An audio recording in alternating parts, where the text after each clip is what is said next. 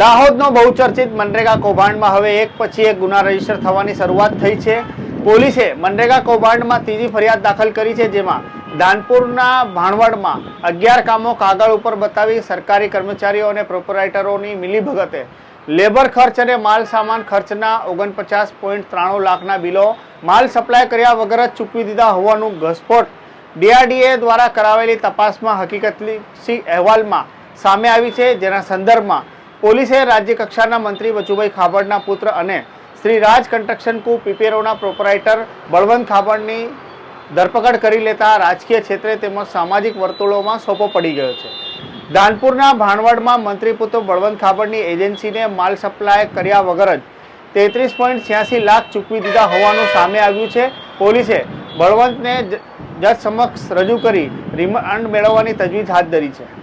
દાહોદના આ બહુચર્ચિત મનરેગા કૌભાંડમાં હવે એક ફરિયાદનો ધરપકડનો દોર શરૂ થયો છે। અગાઉ દેવગઢ બારિયા અને ધાનપુરના 3 ગામોમાં અથડાયેલા 71 કરોડના મનરેગા કૌભાંડમાં પોલીસે મંત્રી પુત્રો સહિત 14 લોકોની ધરપકડ કરી છે, જેમાં કરાર આધારિત કર્મચારીઓ અને અધિકારીઓ પણ સામેલ છે।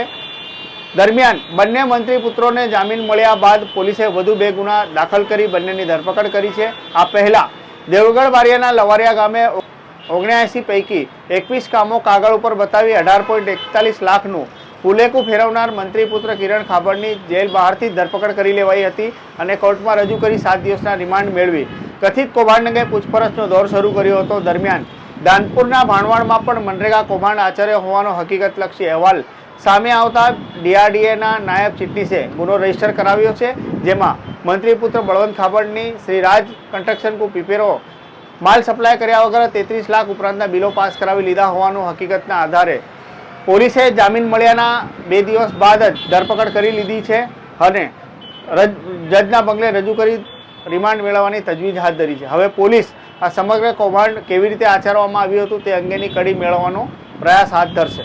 આ મામલે શું કહેવું છે ડીવાયએસપી જગદીશ ભંડારીનું, જોઈશું આ રિપોર્ટમાં।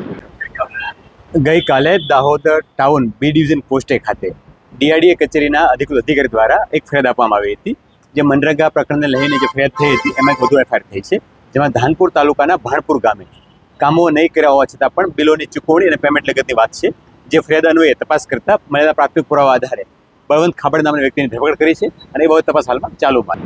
આપને જણાવી દઈએ કે આ મનરેગા કૌભાંડની તપાસમાં છે એસઆઈટીની ટીમની રચના કરવામાં આવી છે, જેનું કામ મનરેગા અંતર્ગત થયેલા કામોમાં ગોબાચારી અંગે સ્થળ ચકાસણી કરી હકીકતલક્ષી અહેવાલ ડીઆરડીએ નિયામક મારફતે જિલ્લા વિકાસ અધિકારીને પહોંચાડવાનું છે। ભાણપુરની ફરિયાદમાં એસઆઈટીની ટીમે 29/5/2025ના રોજ હકીકતલક્ષી અહેવાલ રજૂ કર્યો હતો, જેમાં નાણાકીય વર્ષ 2022થી આજ દિન સુધીમાં વિવિધ ફળિયામાં માટી મેટલના 11 કામો સ્થળ પર કરેલા નહોતા, તેમ છતાંય 12.12 લાખના લેબર ખર્ચ તેમજ માલ સપ્લાયનો ખર્ચ 37.81 લાખ મળી કુલ 49.93 લાખ રૂપિયાનું કામ કર્યા વગર જ સપ્લાય કરનાર એજન્સીને બિલો ચૂકવાઈ દીધા હતા। એટલે હવે ધાનપુરના ભાણવડના મનરેગા કૌભાંડમાં મંત્રી પુત્ર બળવંત ખાબડની શ્રી રાજ કન્સ્ટ્રક્શન કો પીપેરો નામક એજન્સીએ 22 બિલો બનાવી ત્યાં 33.86 લાખના બિલ પાસ કરાવી લીધા છે, જે મામલે હવે તેની ધરપકડ કરવામાં આવી છે। આપને જણાવી દઈએ કે આ 71 કરોડના મનરેગા કૌભાંડમાં બંને મંત્રી પુત્રોને જામીન મળ્યા બાદ પોલીસે સેશન્સ કોર્ટમાં રિવિઝન અરજી દાખલ કરી છે, જેની સુનાવણી આવતીકાલે એટલે સોમવારે હાથ ધરાશે, જેમાં મહત્વપૂર્ણ બની રહેશે, કારણ કે આ રિવિઝન અરજીમાં જો ચુકાદો પોલીસ તરફે આવે તો બંને મંત્રી પુત્રોની મુશ્કેલીઓ વધી શકે છે અને જો ચીફ કોર્ટનો ચુકાદો જો યથાવત રહેશે તો બંને મંત્રી પુત્રોને આવનારા ગુનાઓમાં આ બિલો આ હુકમના આધારે રાહત થશે તેવું હાલના તબક્કે લાગી રહ્યું છે। જોકે આગળ આ મામલામાં શું થાય છે તે જોવું રહ્યું। વિડીયોને લઈને તમે કોમેન્ટ બોક્સમાં જણાવી શકો છો। ચેનલ પર નવા હો તો સબસ્ક્રાઇબ કરવાનું ના ભૂલતા। ધન્યવાદ।